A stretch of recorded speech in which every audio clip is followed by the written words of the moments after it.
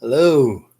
Okay, so I am going to be picking up where I left off, more or less chapter 14, formation of composite flowers and fruits. Metamorphosis plants. Right here, starting here. Okay. 14, formation of composite flowers and fruits. 94. Thus far, we have focused on the transformation of nodal leaves in our attempt to explain the development of simple flowers, as well as the production of seeds enclosed in capsules. Closer examination will show that no eyes form in these cases, and, moreover, that the formation of such eyes is utterly impossible. We must look to the formation of eyes, however, to explain the development of composite flowers or compound fruit arranged around a single cone, a single spindle, a single disc, etc. Images 48 through 50. Image 48.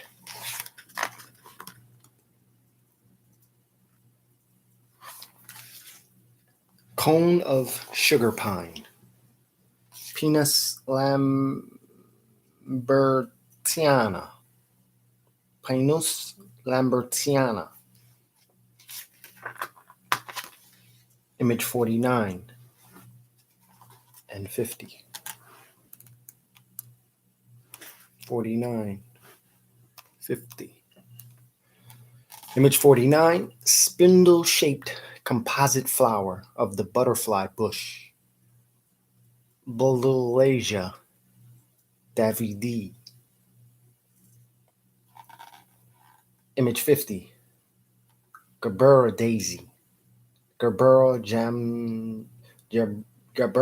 jamesoni, showing ray florets surrounding the circular area of disc florets. In the plant on the right, a number of ray florets have metamorphosed from the central disc.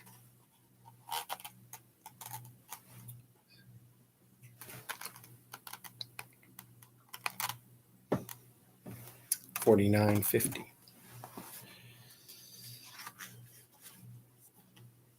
48. 94. Thus far, we have focused on the transformation of nodal leaves in our attempt to explain the development of simple flowers, as well as the production of seeds enclosed in capsules. Closer examination will show that no eyes form in these cases, and moreover that the formation of such eyes is utterly impossible. We must look to the formation of eyes, however, to explain the development of composite flowers or compound fruit arranged around a single cone, a single spindle, a single disc, etc. Images 48 through 50. 95. Certain stems do not gradually prepare the way for a single flower by saving their energies. Instead, they produce their flowers directly from the nodes and frequently continue this process without interruption to their very tip. This phenomenon may be explained, however, through the theory presented earlier. All flowers developed from the eyes must be considered whole plants situated on the parent, just as the parent is situated on the earth.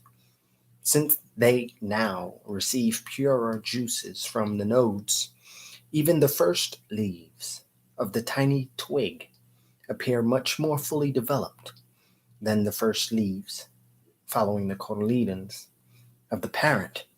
In fact, it is often possible to develop the calyx and flower immediately.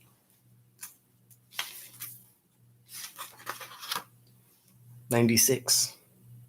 With an increase in nourishment, the flowers develop from the eyes. The flowers developed from the eyes would become twigs. They are necessarily subject to the same conditions as the parent stem and share in its fate. 97. As these flowers develop from node to node, we also find that the stem leaves undergo the same changes seen previously in the gradual transition to the calyx. They contract more and more, finally disappearing almost completely, and they are called bracts when their form has become somewhat different from a leaf. The stem likewise grows thinner, the nodes crowd closer together, and all the phenomena noted earlier take place. But there is no decisive formation of a flower at the end of the stem because nature has already exercised its rights from node to node. 98. Having examined the stem adorned with a flower at every node, we will soon arrive at an explanation of the composite flower, especially if we recall what was said before about the creation of the calyx. 99. Nature forms a composite calyx out of many leaves compacted around a single axis. Driven by the same strong growth impulse, it suddenly develops an endless stem, so to speak, with all its eyes in the form of flowers and compacted as much as possible. Each small flower fertilizes the seed vessel standing ready below. The nodal leaves are not always lost in this enormous contraction. In the thistles, in the distals, in the distals. The nodal leaves are not always lost in this enormous contraction. In the distals, the little leaves faithfully accompany the floret developed from the eye next to them. Compare the form of the Dipascus lacinatus. In many grasses, each flower is accompanied by such a little leaf, called a glume, Glume. Image 51, a distal.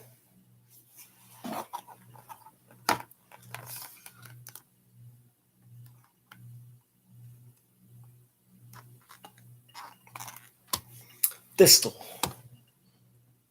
Cirsium azule, with blossoms at nodes and accompanying nodal leaves.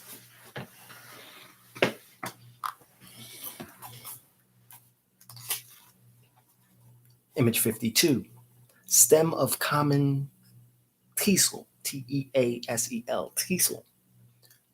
Dipsacus, Dipsacus,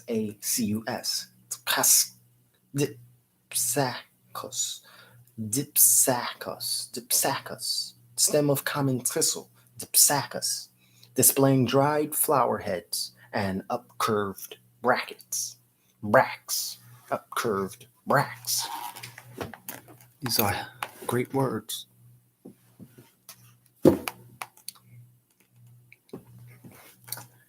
Image 53. Spike of Italian ryegrass,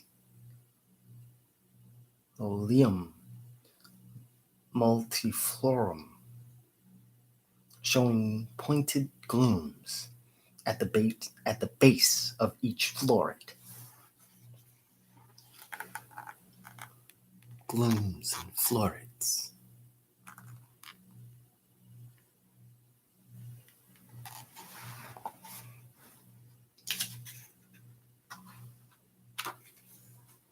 (100).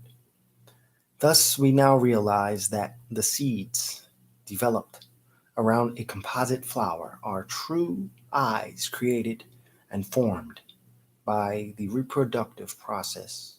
With this concept firmly in mind, we may compare a variety of plants, their growth, and their fruits, and find convincing evidence in what we see. 101. Hence, it will not be hard to explain the covered or uncovered seeds produced in the center of a single flower, often in a group around a spindle, for it is all the same whether a single flower surrounds a common ovary where the merged pistils absorb the reproductive juices from the flower's anthers and infuse them into the ovules, or whether each ovule has its own pistil, its own anthers, and its own petals around it. 102. We are convinced that with a little practice, the observer will find it easy to explain the various forms of flowers and fruits in this way. To do so, however, requires that he or she feel as comfortable working with the principles established above: expansion and contraction, compaction and anastomosis, as he or she would with algebraic formulas. Here it is crucial that we thoroughly observe and compare the different stages nature goes through in the formation of genera, genera, species, and varieties, as well as in the growth of each individual plant. For this reason alone, it would be both pleasant and useful to have a collection of properly arranged illustrations labeled with the botanical terms for the different parts of the plant in connection with the above theory. Two kinds of proliferous flowers would serve as especially useful illustrations. 15. Proliferous Rose. 103. The proliferous rose offers a very clear example of everything we sought earlier through our power of imagination and understanding. The calyx and corolla are arranged and developed around the axis, but the seed vessel is not contracted in the center, with the male and female organs arranged around it. Instead, the stem, half reddish and half greenish, continues to grow, developing a succession of small, dark red, folded petals, some of which bear traces of anthers. The stem grows further. Thorns reappear on it, one by one. The colored leaves that follow become smaller, and finally we see them turn into stem leaves, partly red and partly green. A series of regular nodes form, and from their eyes, small but imperfect rosebuds once again appear. Figure 19. Figure 19.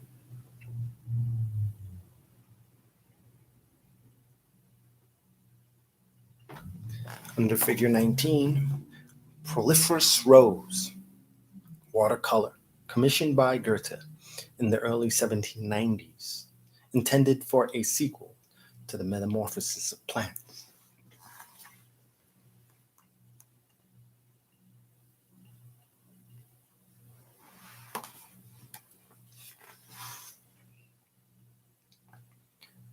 Chapter 15, Proliferous Rose, 103.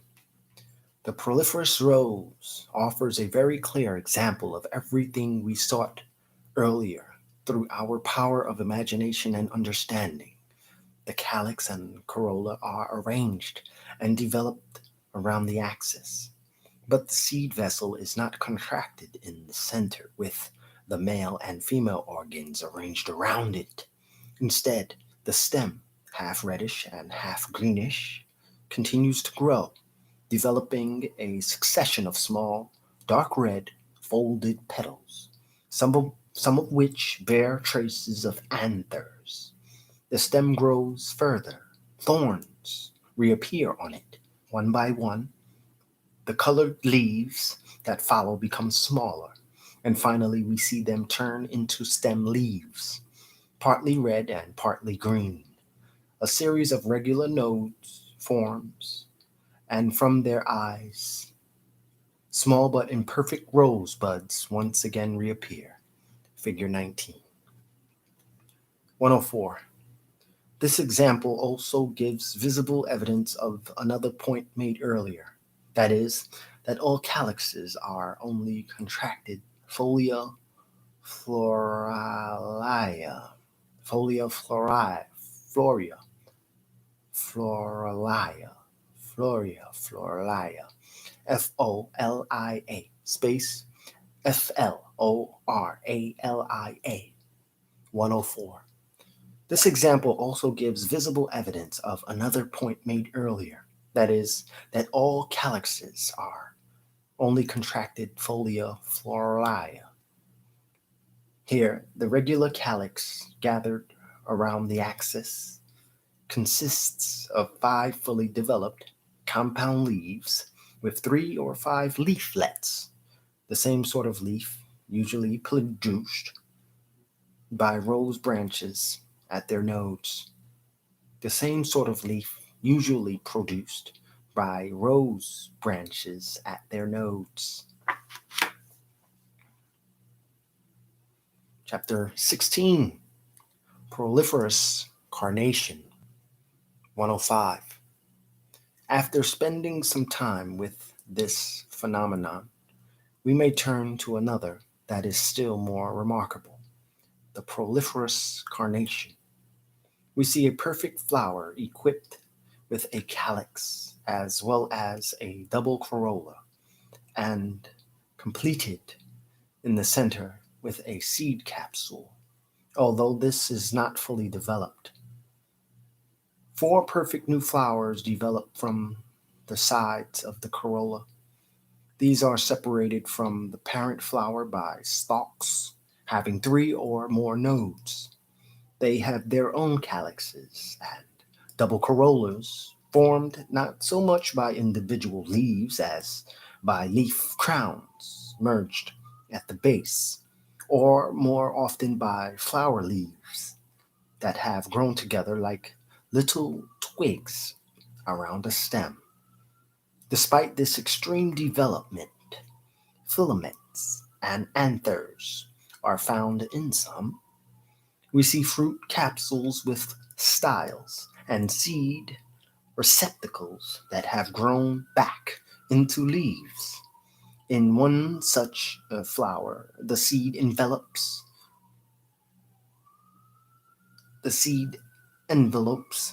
had joined to create a full calyx containing the rudiments of another perfect double flower. Despite this extreme development, filaments and anthers are found in some. We see fruit capsules with styles and seed receptacles that have grown back into leaves. In one such flower, the seed envelopes had joined to create a full calyx containing the rudiments of another perfect double flower. 106. In the rose, we have seen a partially defined flower, as it were, with a stem growing again from its center and new leaves developing on this stem. But in this carnation, with its well-formed calyx, perfect corolla, and true seed capsules in the center, we find that eyes develop from the circle of petals, producing real branches and blossoms. Thus, both instances illustrate that nature usually stops the growth process at the flower and closes the account there. So to speak, nature precludes the possibility of growth in endless stages, for it wants to hasten toward its goal by forming seeds. Figure 20. Figure 20.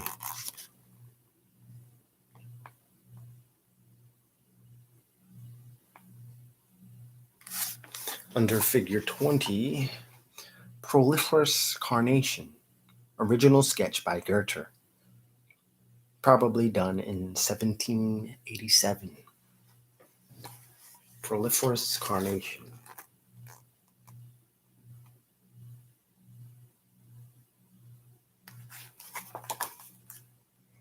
That's figure 20. 106.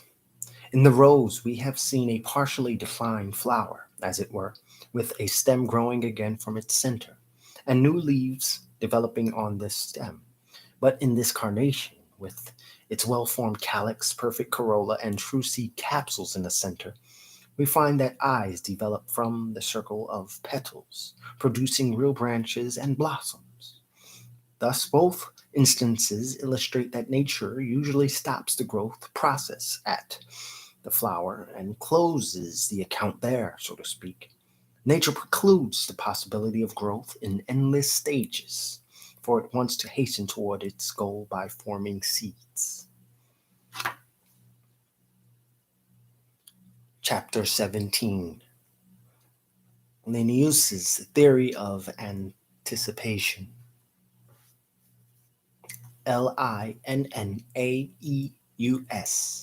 Linnaeus. Chapter 17. Linnaeus's theory of anticipation. 107.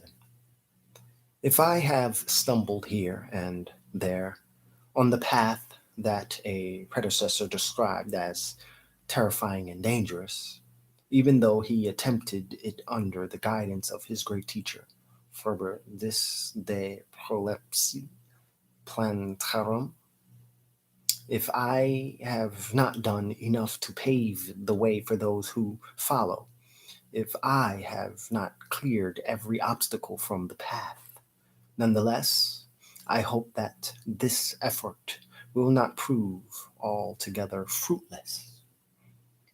Touché. 108. It is now time to consider a theory proposed by Linnaeus to explain these phenomena. The things discussed here could not have escaped his sharp eyes. If we have made progress where he faltered, it is only because of a concerted effort by other observers and thinkers to clear the way and eliminate prejudice. A full comparison between his theory and the above discussion would be too time-consuming here. The knowledgeable reader can make the comparison him or herself, but it would require too much detailed explanation to clarify it here for those who have not yet studied these things. 109. Linnaeus started with an observation of trees, those complex and long-lived plants. He observed that a tree planted in a wide pot and over-fertilized would produce branch after branch for several years, while the same tree in a smaller pot would quickly bear blossoms and fruits. Here he saw that the successive development of the first tree was suddenly compressed in the second. He called this effect of nature prolepsis, anticipation. Since the plant seemed to anticipate 6 years' growth in the 6 steps noted above, Prolepsis, prolepsis, anticipation. Since the plant seemed to anticipate 6 years' growth in the 6 steps noted above, he therefore developed his theory from tree buds. He did not pay much attention to annual plants, for he could see that these did not fit his theory as well. His theory would have us assume that nature really intended every annual plant to grow for 6 years. But the plant forestalled this maturation period by quickly blossoming, bearing fruit, and then dying. 110. We, however, began by following the growth of annual plants. Our approach is readily applicable to longer-lived plants, for a bud opening on the oldest tree may be considered an annual plant, even though it develops on a long existent stem and may itself last for a longer time. 111. There was a second reason for Linnaeus's lack of progress. He mistakenly viewed the various concentric parts of the plant, the outer bark, the inner bark, the wood, the pith, as similar in their effect, similar in the way they participated in the life of the plant. He identified the various rings of the stem as the source of blossom and fruit because the latter, like the former, enclose one another and develop out of one another. But this was merely a superficial observation that closer examination shows to be false. The outer bark is unsuited to yield anything further. In the long lived tree, it is too separate and too hardened on the outside, just as the wood becomes too hard on the inside. In many trees, the outer bark drops away, and in others, it can be peeled without causing damage. Thus, it produces neither calyx nor any other living part of the tree. It is the second bark that contains all the power of life and growth. To the extent it is damaged, the tree's growth is also hindered. After examining all the external parts of the tree, we will discover that this is the part that brings growth gradually in the stem and quickly in the flower and fruit. Linnaeus assigned it the mere secondary task of producing petals. By contrast, he assigned to the wood the important job of producing stamens. Also, we can see that the wood is rendered inactive by its solidity. It is durable but too dead to produce life. He supposed the pith to have the most important function, production of the pistils and numerous offspring. Yet, doubts about the great importance of the pith seem to me significant and conclusive, as do the reasons for raising them. The style and fruit merely appear to develop from the pith, because our first impression is of soft, ill defined, pith like parenchymatous formations gathered together in the center of the stem, where we usually see only the pith.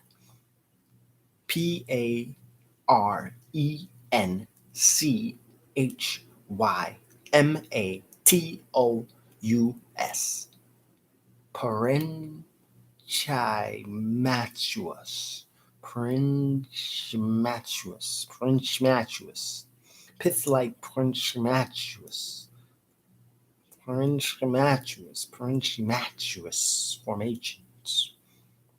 The style and fruit merely appear to develop from the pith, because our first impression is of soft, ill-defined, pith-like parenchymatous formations gathered together in the center of the stem, where we usually see only the pith. Chapter 18. Recapitulation. 112. I hope that this attempt to examine the metamorphosis of plants may contribute something to the resolution of these doubts and lead to further findings and conclusions. The observations that serve as the basis for my work were made at various times and have already been collected and organized. Introduction to the Identification and History of Plants, Part 1, Chapter 19, to reference. It should not be long before we discover whether the step taken here brings us any closer to the truth. We will summarize the principal results of the foregoing treatise as briefly as possible. 113. If we consider the plant in terms of how it expresses its vitality, we will discover that this occurs in two ways. First, through growth, production of stem and leaves, and secondly, through reproduction, culminating in the formation of flower and fruit. If we examine this growth more closely, we will find that as the plant continues from node to node, growing vegetatively from leaf to leaf, a kind of reproduction also takes place, but a reproduction unlike that of flower and fruit. Whereas the latter occurs all at once, the former is successive and appears as a sequence of individual developments. The power shown in gradual vegetative growth is closely related to the power suddenly displayed in major reproduction. Under certain circumstances, a plant can be made to continue its vegetative growth, and under others, the production of flowers can be forced. The former occurs when cruder juices accumulate, the latter when more rarefied juices predominate. 114. In saying that vegetative growth is successive reproduction, while flowering, fruiting are simultaneous reproduction, we are also describing how each occurs. A vegetative plant expands to some extent, developing a stalk or stem. The intervals between nodes are usually perceptible, and its leaves spread out on all sides. A blossoming plant, on the other hand, shows a contraction of all its parts. The dimensions of length and breadth are cancelled out, as it were. All its organs develop in a highly concentrated state and lie next to one another. Whether the plant grows vegetatively or flowers and bears fruit, the same organs fill nature's laws throughout, although with different functions and often under different guises. The organ that expanded on the stem as a leaf, assuming a variety of forms, is the same organ that now contracts in the calyx, expands again in the petal, contracts in the reproductive apparatus, only to expand finally as the fruit. 116. This effect of nature is accompanied by another, the gathering of different organs in set numbers and proportions around a common center under certain conditions. However, some flowers far exceed these proportions or vary them in other ways. There's an image here.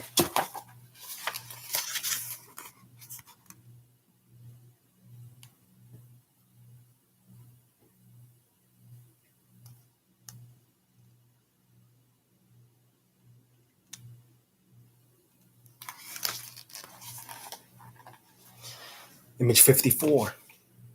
Vegetative and reproductive organs displayed in coral nymph, salvia, Salvia, salvia cocoina,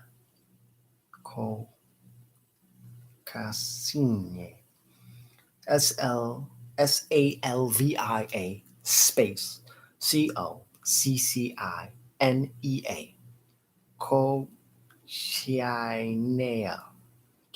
Coccinea, I'll say Coccinea, I'll say Coccinea.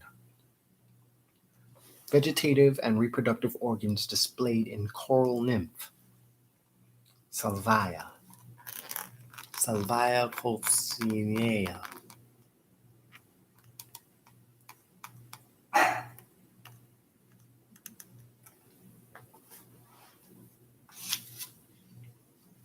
(117) Anastomosis also plays a part in the formation of flowers and fruits. The extremely crowded and delicate organs of fructification are merged during the whole of their existence, or at least some part of it. 118. The phenomena of convergence, centering, and anastomosis are not peculiar to flower and fruit alone. We can discover something similar in the cotyledons, and ample material will be found in other parts of the plant for further observations of this sort. 119. We have sought to derive the apparently different organs of the vegetating and flowering plant from one organ, that is, the leaf normally developed at each node. We have likewise ventured to find in the leaf form a source for the fruits that completely cover their seed. 120. Here we would obviously need a general term to describe this organ that metamorphosed into such a variety of forms, a term descriptive of the standard against which to compare the various manifestations of its form. For the present, however, we must be satisfied with learning to relate these manifestations both forward and backward. Thus, we can say that a stamen is a contracted petal, or, with equal justification, that a petal is a stamen in a state of expansion, that a sepal is a contracted stem leaf with a certain degree of refinement, or that a stem leaf is a sepal expanded by an influx of cruder juices. 121. We might likewise say of the stem that it is an expanded flower and fruit, just as we assume that the flower and fruit are a contracted stem.